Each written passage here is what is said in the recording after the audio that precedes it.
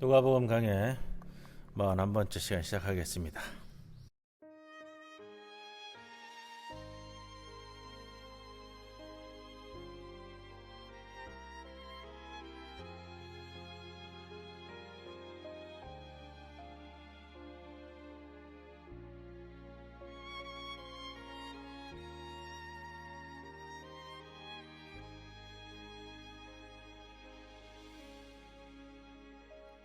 어둠 속에 매이던 내 영혼 갈 길 몰라 방황할 때에 주의 십자가 영광의 그 빛이 나를 향해 비추어 주셨네. 주홍빛보다 더 붉은 내 죄 그리스도의 피로 씻기어 완전한 사랑 주님의 은혜로 새 생명 주께 얻었네. 은혜 아니면 나서지 못하네. 십자가의 그 사랑 능력 아니면 나서지 못하네. 은혜 아니면 나서지 못하네. 놀라운 사랑 은혜 아니면 나서지 못하네.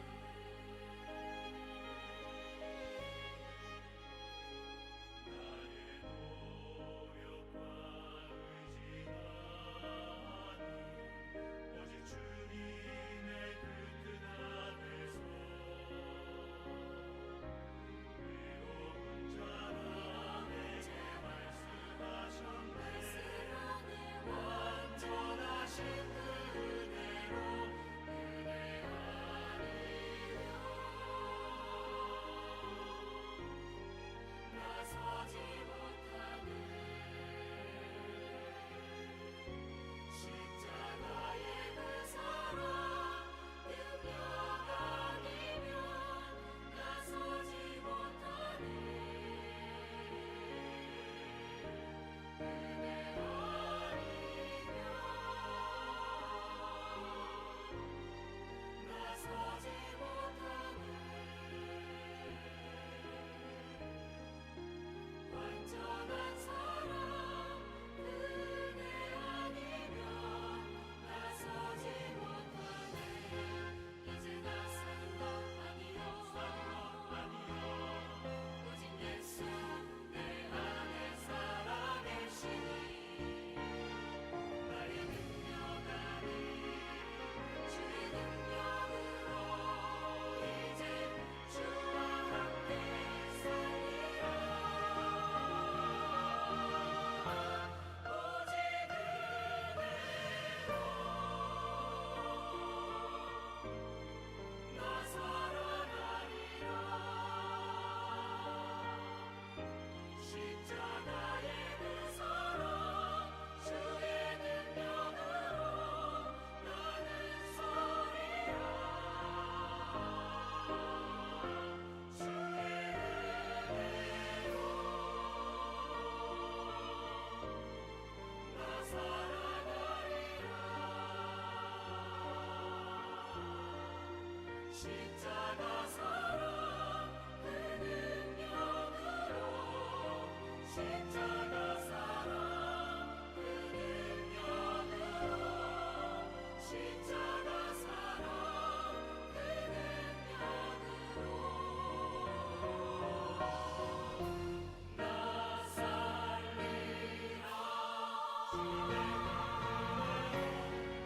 나 살리라.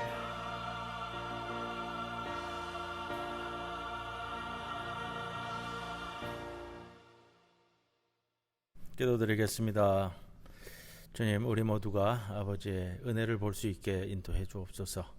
예기치 않고 찾아오는 질병으로 인하여 내 몸이 아닌 것을 알게 하시고, 때로는 고독의 수렁에 내던져짐으로 미웠던 이웃도 그립게 하시고, 나의 계획대로 안 됨으로 자만을 반성하게 되었으며, 불의와 허위가 득세하는 것을 통해 하나님의 의를 사모하게 하옵소서. 세상이 추구하는 강함과 더함의 우상을 따르지 않게 하시고, 고생의 땀과 고난의 잔으로 하나님의 영광을 맛보는 주의 백성들 되게 하여 주옵소서. 예수님의 이름으로 기도드리옵나이다. 아멘. 찬송가 409장 함께 찬송드립니다.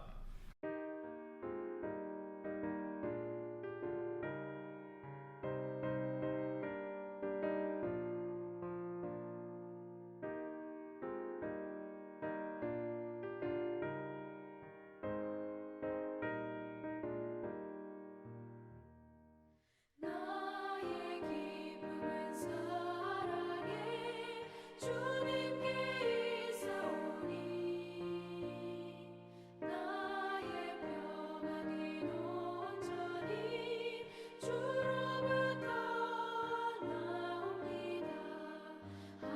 하나님은 나의 산성 피난처 되시니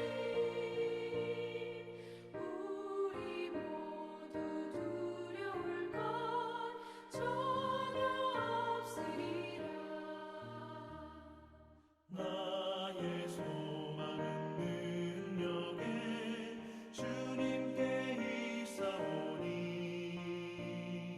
나의 믿음은 온전히 주로부터 나옵니다. 예수님은 나의 구원 반석이 되시니 우리 모두 걱정할 것 전혀 없으리라.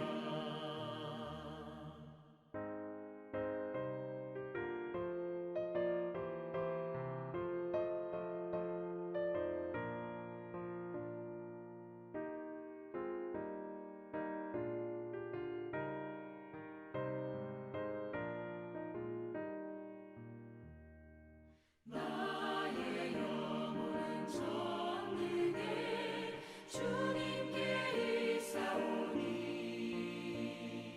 나의 구원은 온전히 주로부터 나옵니다. 성령님은 나의 능력 참 생명 되시니 우리 모두 의심할 것 전혀 없으리라.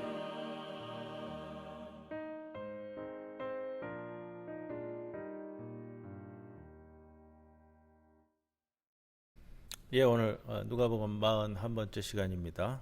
누가복음 11장 37절에서 54절까지의 말씀 봉독하고 말씀 함께 나누겠습니다. 예수께서 말씀하실 때에 한 바리새인이 자기와 함께 점심 잡수시기를 청함으로 들어가 앉으셨더니 잡수시기 전에 손 씻지 아니하심을 그 바리새인이 보고 이상히 여기는지라. 주께서 이르시되 너희 바리새인은 지금 잔과 대접의 겉은 깨끗이 하나 너희 속에는 탐욕과 악독이 가득하도다. 어리석은 자들아, 겉을 만드신 이가 속도 만들지 아니하셨느냐. 그러나 그 안에 있는 것으로 구제하라. 그리하면 모든 것이 너희에게 깨끗하리라. 화 있을진저 너희 바리새인이여, 너희가 박하와 운향과 모든 채소의 11조는 들이되 공의와 하나님께 대한 사랑은 버리는도다. 그러나 이것도 행하고 저것도 버리지 말아야 할지니라. 화 있을진저 너희 바리새인이여, 너희가 회당의 높은 자리와 시장에서 문안받는 것을 기뻐하는도다. 화 있을진저 너희여, 너희는 평토장한 무덤 같아서 그 위를 밟는 사람이 알지 못하느니라. 한 율법교사가 예수께 대답하여 이르되 선생님, 이렇게 말씀하시니 우리까지 모욕하심이니이다. 이르시되 화 있을진저 또 너희 율법 교사여, 지기 어려운 짐을 사람에게 지우고 너희는 한 손가락도 이 짐에 대지 않는도다. 화 있을진저 너희는 선지자들의 무덤을 만드는도다. 그들을 죽인 자도 너희 조상들이로다. 이와 같이 그들은 죽이고 너희는 무덤을 만드니 너희가 너희 조상의 행한 일에 증인이 되어 옳게 여기는도다. 그러므로 하나님의 지혜가 일렀으되 내가 선지자와 사도들을 그들에게 보내리니 그 중에서 더러는 죽이며 또 박해하리라 하였느니라. 창세 이후로 흘린 모든 선지자의 피를 이 세대가 담당하되 곧 아벨의 피로부터 제단과 성전 사이에서 죽임을 당한 사가랴의 피까지 하리라. 내가 너희에게 이르노니 과연 이 세대가 담당하리라. 화 있을진저 너희 율법 교사여 너희가 지식의 열쇠를 가져가서 너희도 들어가지 않고 또 들어가고자 하는 자도 막았느니라 하시니라. 거기서 나오실 때에 서기관과 바리새인들이 거세게 달려들어 여러 가지 일을 따져 묻고 그 입에서 나오는 말을 책잡고자 하여 노리고 있더라. 여기까지입니다. 누가복음 41번째 시간입니다. 오늘 본문 내용은 예수님께서 굉장히 질타하시는 장면들이 나오고 있는데 마가, 마태, 누가 모두 복음서에서 공간복음서에서 다루는 내용입니다. 그만큼 심각한 내용이면서도 예수님께서 우리에게 직접적으로 하시고자 하는 말씀이다. 이렇게 우리가 받아들일 수 있습니다. 37절에서 41절까지는 겉과 속의 깨끗함에 대한 논쟁, 그 다음에 42절에서 44절까지는 바리새파 사람들을 비난하는 예수님, 또 45절에서 52절까지는 율법학자를 비난하고 계시는 예수님, 율법학자들과 바리새파 사람들의 반응이 53절, 54절 이렇게 이어지는 구성을 가지고 있습니다. 예수님께서요, 바리새의 집에서 3번 식사했는데 누가복음에는 3번이 등장합니다. 네, 두 번째 사건으로 볼 수가 있습니다.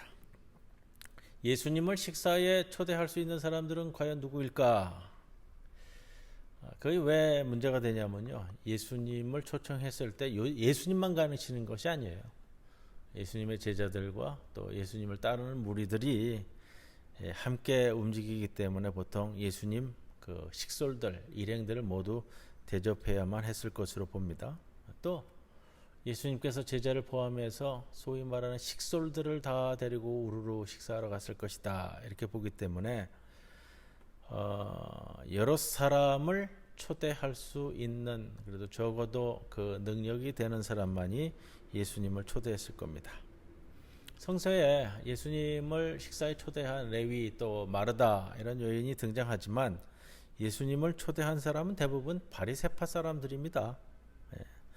왜냐하면 그만큼 바리새파 사람들은 당시 경제력으로 봤을 때는 중산층에 해당되는 사람이다, 이렇게 이야기할 수 있고요.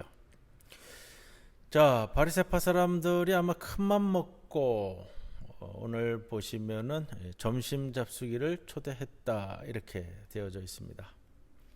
예수님 혼자만 응하는 사건은 아니기 때문에요, 예수님 일행이 우르르 몰려왔을 것을 생각해 볼 수 있습니다. 자, 근데 사건은 그거죠. 예수님이 손 씻는 의식을 치르지 않고 음식을 드시는 것을 보고 깜짝 놀랐다. 38절에 놀랐을 뿐, 그러나 예수님에게 어떤 질문이나 도전적인 것은 보이지 않습니다.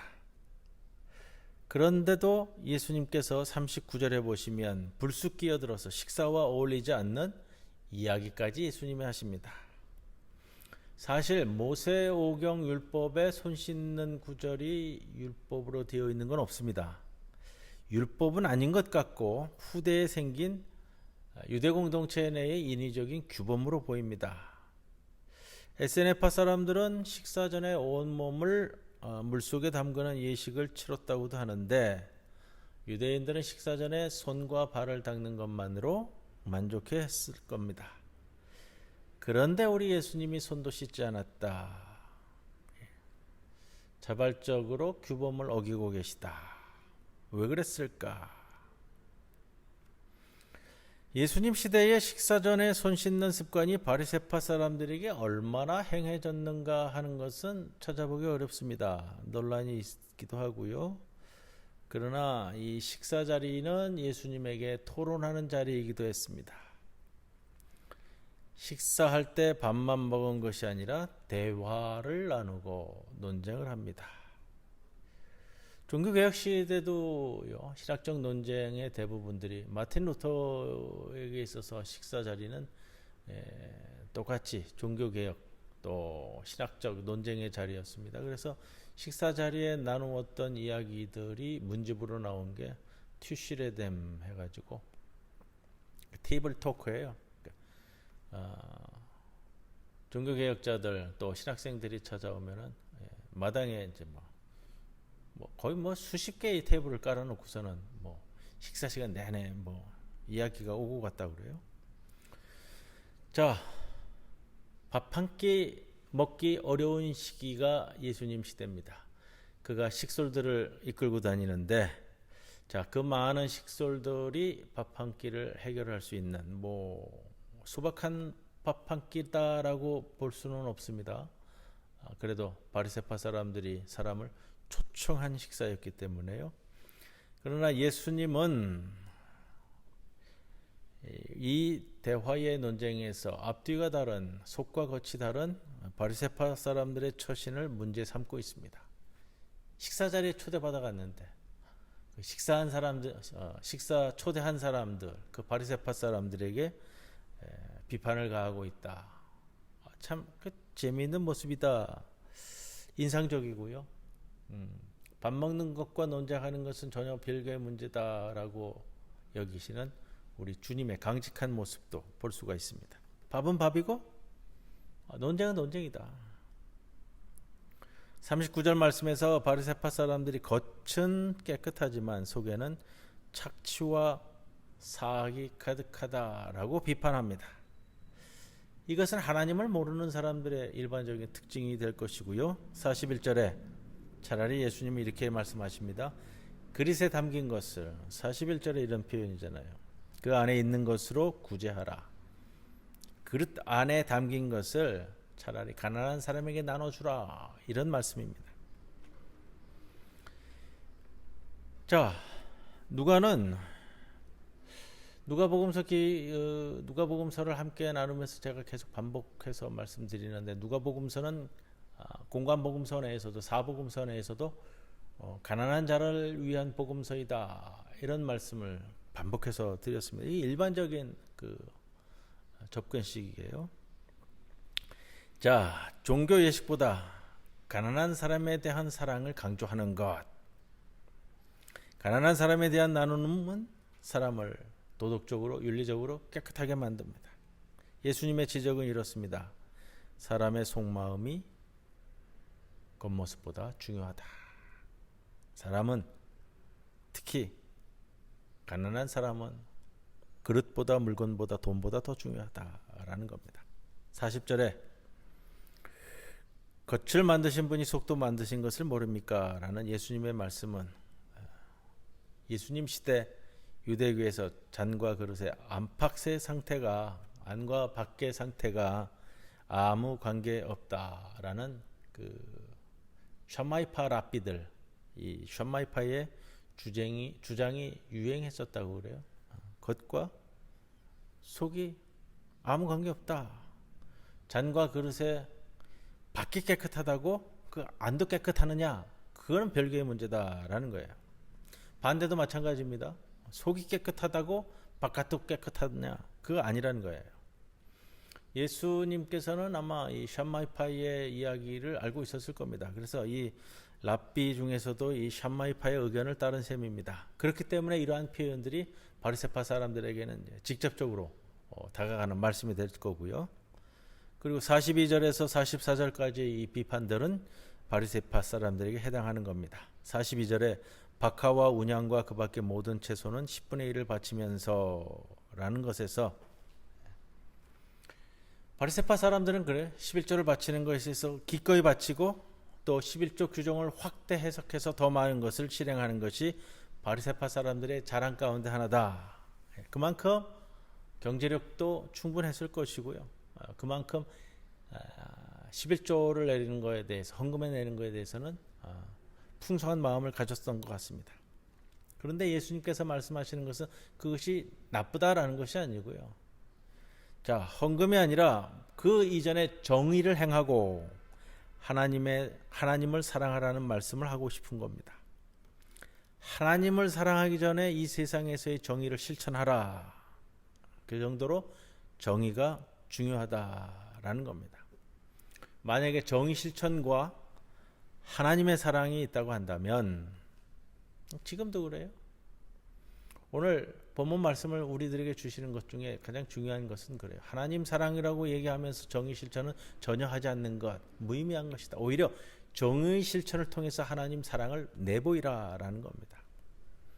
정의를 행하라는 말은 슬쩍 건너뛰고 하나님을 사랑하라고 외치는 모습은 의미 없다. 그것이 오늘 여기 이제 나오는 말씀처럼요. 자,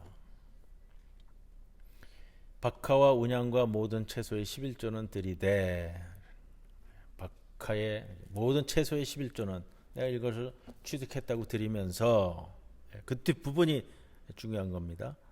공의와 하나님께 대한 사랑은 버리는도다. 공의를 버리는 것, 정의를 버리는 것, 마땅히 해야 할 바를 버리는 것, 무의미하다라는 겁니다. 하나님을 사랑하는 것은 의무가 되겠지만 정의의 실천은 해도 그만 안 해도 그만, 그런 것이 되어서는 안 된다는 겁니다. 회당에서 높은 자리를 즐겨 찾고 장터에서 인사받기를 좋아하는 바리새파 사람들의 태도 역시 예수님이 비판하고 있습니다. 높은 자리를 즐겨 찾고 인사받기 좋아하는 사람은 오늘날도 이 정치와 종교 분야에 수두룩합니다. 그러면서 43절에 예수님께서는 바리새파 사람들의 교만을 비판합니다. 이렇게 되어 있죠. 화 있을진저 너희 바리새인이여, 너희가 회당의 높은 자리와 시장에서 문안 받는 것을 기뻐하는도다. 참된 이웃사랑에는 먼저 인간평등의 정신이 요구됩니다. 44절에 화 있을진저 너희여, 너희는 평토장한 무덤 같아서 그 위를 밟는 사람이 알지 못하느니라. 바리새파 사람들은 드러나지 않은 무덤과 같다라는 겁니다. 이게 무슨 의미냐면요, 무덤에 몸을 닿은 사람은 누구든지 7일간 부정하기 때문에 시신과 같은 취급을 받게 됩니다. 그러니까 그 사람과 부정한 그 사람과 교제나 접촉을 가져서는 안 돼요. 결국 뭐냐면 바리새파 사람들은 걸어다니는 시체라는 말입니다. 살아있지만 죽은 사람과 같다는 말입니다. 그렇기 때문에 걸어다니는 시체, 살아있지만 죽은 사람과 같은 평토장한 무덤과 같은 사람과는 접촉하지 말라는 거예요. 결국 바리새파 사람들과 접촉하지 말라라는 예수님의 경고의 말씀이기도 합니다. 살아있지만 죽은 사람과 같다라는 말은 일반적으로 어떻게 쓰이는 말이냐면요, 이 세상에서 가난한 사람에게 해당되는 말이에요. 가난한 사람을 살아있지만 죽은 사람 취급하는 것처럼. 그런데 예수님은 가난한 사람이 죽은 사람이 아니고 오히려 바리새파 사람들, 너희들이 시신과 같은 사람들이다. 모범적인 종교인이라고 하는 너희가 걸어다니는 시신과 같은 사람들이다. 가난한 사람은 죽은 사람이 아니라, 시신과 같은 사람이 아니라, 가난한 사람은 시신과 같이 취급받아야 될 사람이 아니라 하나님이 가장 사랑하는 사람이다. 그 말씀을 주고 계십니다. 46절 이하에 이제 예수님께서 율법학자들을 비판하는 내용이 나오는데, 요즘으로 따지면 뭐라 그럴까요? 신학자들이라고 얘기할까요? 우리가 마태복음 강해를 할 때도 이 본문은 다뤘었습니다만, 율법학자의 의미를 지금으로서는 신학자의 의미로 가지면 될 것 같습니다. 자, 신학자들의 죄, 율법학자들의 죄를 크게 세 가지로 요약하고 있습니다. 첫째는 율법학자들이 견디기 어려운 짐을 남에게 지워놓고 자기는 그 짐에 손가락 하나 되지 않는다. 이걸 지키게 하고 저걸 지키게 하고 요걸 지키게 하지. 일반적인 가난한 자들, 서민들은 그 율법 그대로를 지켜나가기가 생업의 현장에서 매우 어렵다라는 거죠. 그래놓고서는 자기네들은 뭐 경제적으로나 뭐 어떤 면에 있어서나 풍족하기 때문에 지키는 거에 있어서 자부심을 가질 만한 그런 뭐 시간적인 여유나 경제적인 여유나 다 있는 겁니다. 그렇기 때문에 자기는 그 짐에 손가락 하나 되지 않는다라는 표현이 이것이고요. 둘째, 예언자들의 무덤을 꾸미지만 사실상 예언자들을 죽이는 자들이다. 이 말씀은 구약 성서 때부터의 흘러온 그 면면을 바라본다면 구약 시대에 많은 예언자들이 있습니다. 그래서 지금도 그 예언자들을 따라야 되고 그 말씀을 존중하고 그들을 기리고 그들의 발자취를 또 갈고 닦고 하지만 결국 예언자들을 죽인 자들은 그 당시에서도 율법학자들 너희들이다. 종교에 대해서 아는 너희들이다. 지금도 마찬가지다. 지금도 구약의 예언자들 이렇게 기려야 저렇게 기려야 한다고 하지만 실제로 예언자들 예수님이 될 수도 있습니다. 예수님을 죽이는 자들이 바로 너희들 아니냐. 세 번째, 지식의 열쇠를 치워버리고 천국에 자기도 들어가지 않으면서 들어가려는 사람마저 들어가지 못하게 방해한다. 지식의 열쇠를 내가 쥐고 있기 때문에 어떻게 하나님의 말씀을 따르면 천국에 들어갈 수 있다라는 것을 아는데도 불구하고 자기도 들어가지 않고 남도 제대로 가르쳐 주지 않음으로 인해서 못 들어가게 한다라는 말씀입니다. 이런 말씀을 읽을 때는 뭐 우리 시대 목사도 반성해야 되지 않겠습니까? 그런 생각이에요. 교회와 신학자들은 사람들에게 부과하는 짐을 오히려 덜어줘야 하고 그 짐을 스스로 져야 하고 이웃의 짐은 나눠서 져야 하는 것. 그것이 교회와 신학자들이 감당해야 할 부분이 될 겁니다. 48절에 여러분 조상들은 예언자들을 죽였고 여러분은 그 무덤을 꾸미고 있으니 말입니다. 예언자들을 죽였는데 그 무덤이라고 그럴까요? 성지라고 그럴까요? 이런 것에 꾸미는 데 있어서는 열심을 내는데 고통받는 이 시대의 이 땅의 백성들에 대해서는 관심이 없다라는 겁니다. 바리새파 사람들이 정말로 이렇게 사악한 사람들이었을까? 또 정말로 착취하는 사람들이었을까?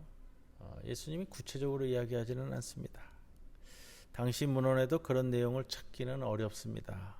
그러나 오늘 본문 말씀을 통해서 우리는 예수님의 이 화난 모습, 분노에 찬 모습을 볼 수 있는데 소위 말해서 이 모범적 평신도라고 할 수 있는 이 바리새파 사람들에게 대해서 예수님이 왜 그렇게 못마땅해 하실까? 그것을 우리가 알아야 되는 거예요. 당시에 정말로 이 모범적 평신도들이다. 지킬 거 잘 지키고 헌금할 거 헌금 다 하고 따를 거 잘 따르는 이 사람들. 왜 예수님이 그렇게 못마땅해 했을까? 바리새파 사람들과 비슷하게요. 지금 이 시대에도 이 모범적 평신도 그룹들, 소위 말해서 모범적 평신도 그룹이라고 이야기되어지는 분들이 예수님으로부터 호되게 비판을 받을 것이다. 그 이유를 곰곰이 우리가 생각해 봐야 되는데 그리스도교의 기독교의 모범적 평신도 그룹이 예수님의 메시지를 제대로 따르고 있는가라는 거예요. 그것은 오늘 장면에서 이렇게 보이는 거예요. 로마의 식민지가 되어서 고통받고 있는 이웃들, 동족들이 넘쳐나는데 바리새파 사람들이 겨우 하는 짓이라고는 손을 씻었느냐 안 씻었느냐 그거 가지고 논쟁거리를 잡겠다라는 거. 거기에 대해서 예수님은 단단히 화가 나셨습니다. 이 부분에 대해서 누가복음서 기자가 예수님의 이 공격적 성격을 드러내는데 주저하지 않고 표현해내고 있습니다. 오늘 말씀은 쉽게 얘기하면 좀 과격하잖아요. 식사자리 초대받아갔는데 그 자리에서 식사 대접하는 사람 너는 겉과 속이 다른 녀석이야. 넌 그래가지고 되겠어? 이렇게 말씀하시는 거잖아요. 여러분 그렇다고 예수님이 늘 그러지는 않았습니다. 바리새파 사람들과 율법학자들을 대상으로 한 모습에서 공격적으로 대하는 모습을 볼 수 있습니다. 예수님이 모든 사람들을 비단결 같은 아름다운 목소리로 대하지는 않으셨습니다. 가난한 사람에겐 자비를, 불의한 세력에 비판을 내세웠다라는 것이죠. 예수님이 많은 갈등에서 시달렸지만 또 이렇게 갈등을 불러일으키기도 하셨습니다. 갈등을 일으킨 예수님, 한번 생각해 보세요. 갈등을 일으키고 계신 예수님. 요즘 신학에서는 좀 외면받는 주제가 될 것 같은데, 갈등을 일으키고 계시는 예수님이 이 시대에도 필요하지 않을까 저는 생각을 합니다. 바리새파 사람의 저녁 초대를 받은 예수님이 바리새파 사람의 집에서 바리새파 사람들 사정없이 비판하는 것. 사회에서 존경받는 이 평신도 그룹인 바리새파 사람들이 예수님의 이 비판에 얼마나 불쾌했을까. 바리새파 사람도 아니고 종교적으로 보이지도 않는 시골 출신 예수에게 이게 밥 먹다가 도대체 무슨 모욕이란 말인가. 하나님의 말씀을 백성에게 전하고 가르치던 신학자 그룹인 율법학자들은 또 얼마나 당황스럽고 불쾌했을까. 예수님은 자타가 공인하는 유대교의 핵심 그룹인 바리새파 사람들과 율법학자들을 정면으로 비판하고 있습니다. 그 용기가 대단합니다. 45절에 선생님, 그런 말씀은 저희에게도 모욕이 됩니다. 이런 율법학자들의 비판이 지나칠까? 예수님께서 다른 사람을 비판할 때 어떻게 하셨는지 살펴봅니다. 예수님은 비판하는 사람의 이름을 반드시 밝히고 비판하는 내용을 구체적으로 설명합니다. 비판하는 대상과 이유를 정확하고 자세히 밝히십니다. 우리가 좀 기억하고 생각해 볼 분들이에요. 비판하는 대상에 대해서 그냥 얼버무리고 추상적으로 얘기고 이렇게 습관에 젖어 있는 우리들과 교회는 좀 반성해야 될 부분이기도 합니다. 그리스도교는, 이 땅의 교회는 비판하는 사람이나 그룹의 이름들을 정확히 말하지 않고 그 내용도 추상적으로 둘러대는 경우가 허다합니다. 올바른 비판은 태도는 아니다. 오늘 말씀에 비춰볼 때요. 비겁한 모습이 될 것이기도 합니다. 바리새파와 율법학자를 싸잡아 비판하는 예수님에게 일반화의 오류를 범하고 있습니다. 이렇게 말하는 사람이 있을까? 율법학자들과 바리새파는 예수님의 대답에서 트집을 잡으려고 합니다. 예수님은 예루살렘에서 고난주간에만 적대자들에게 위협받은 게 아닙니다. 누가복음서 전체를 관통하면서 예수님에 대한 적들의 적개심이 드러납니다. 그러나 많은 종교인들과 신학자는 예수님의 답변에서 부자들과 권력자의 마음을 편하게 하기 위한 틈을 발견하려고 밤낮 애쓰는 것은 아닐까. 논쟁에 꼭 필요한 비판까지 추가하고 있습니다. 메시지를 받아들이기 싫으면 메신저를 공격하라는 그런 격언이 있는데, 논점 흐리기, 인신공격, 악의 세력이 즐겨 쓰는 작전입니다. 53절 54절에서 율법학자들과 바리새파 사람들은 예수님의 답변에 말꼬리를 붙들고 트집 잡으려고 합니다. 가난한 사람들은 예수님을 식사에 초대하고 싶어도 할 수 없었을 겁니다. 그 처지와 심정을 예수님이 모르는 바 아닙니다. 우리는 유대교가 초대교회에 던진 질문이 무엇인지 눈치챌 수 있어야만 합니다. 예수님 시대의 바리새파 사람들과 율법학자들이 지금 우리 시대에는 누구를 가리키고 있는가 하는 것도 정확히 볼 수 있으셔야 됩니다.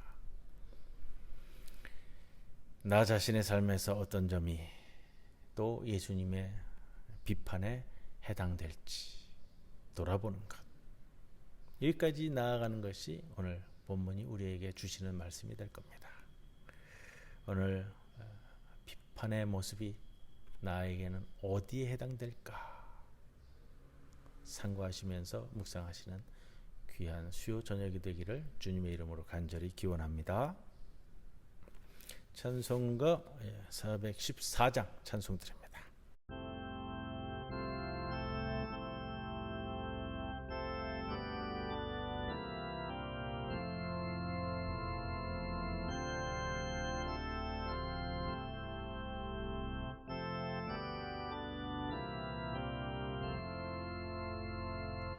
이 세상은 요란하나 내 마음은 늘 변하다 구주일 듯 주의 말이 참 기쁨이 내 것일세 이 세상은 늘 변하고 험악한 일 참 많으나 주 은혜만 생각하니 참 기쁨이 내 것일세 육신의 눈 못 볼 때에 신령한 눈 곧 밝히사 저 천성문 보게 하니 참 기쁨이 내 것일세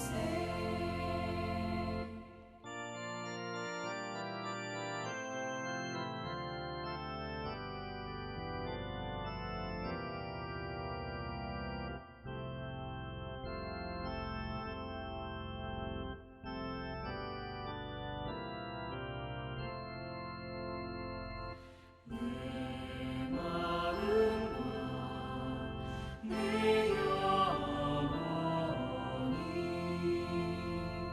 모든 욕심 다 버리고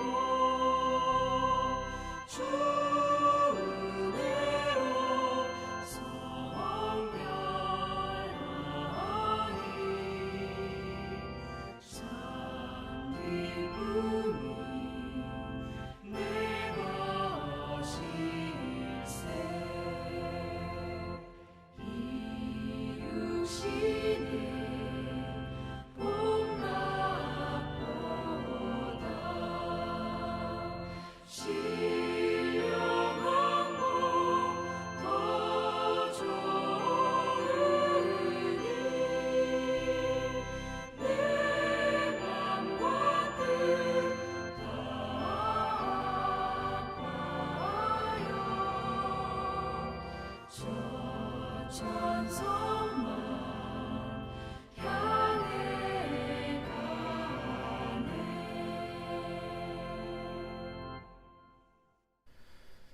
주님 가르쳐 주신 기도 드림으로써 누가복음 강의 41번째 시간 마치도록 하겠습니다. 하늘에 계신 우리 아버지여 이름이 거룩히 여김을 받으시오며 나라의 임하옵시며 뜻이 하늘에서 이루어진 것 같이 땅에서도 이루어지이다.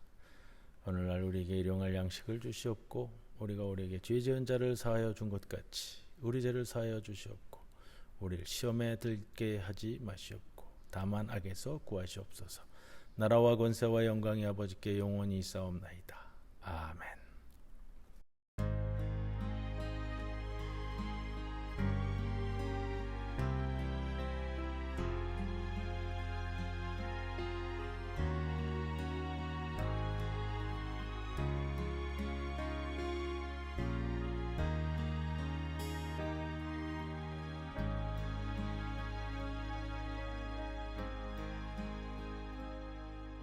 속 헤매이던 내 영혼 갈 길 몰라 방황할 때에 주의 십자가 영광의 그 빛이 나를 향해 비추어 주셨네.